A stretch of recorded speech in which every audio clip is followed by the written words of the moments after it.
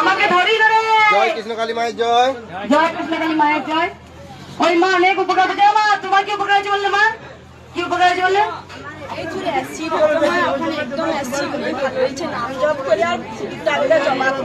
আগে এসেছিলে, ঘরে বসে নাম জপ করেছো, জবা ফুল খেয়েছো। কোথা থেকে আসছো? সেটা কোথায় গো?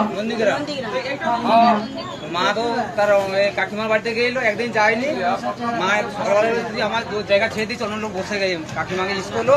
আমি যেখানে বসে মা নাম জপ করতি, বাড়ির পাশে এগুলো তোমার মানে মন্দিরে আসলো, আমি সেটি বসে নাম জপ করি। তো আমি একদিন যাইনি বলে আমাকে সকালবেলা স্বপ্ন দেখি যে তুই যাওনি কেন, তোর জায়গায় তো অন্য লোক মিশিয়েছি।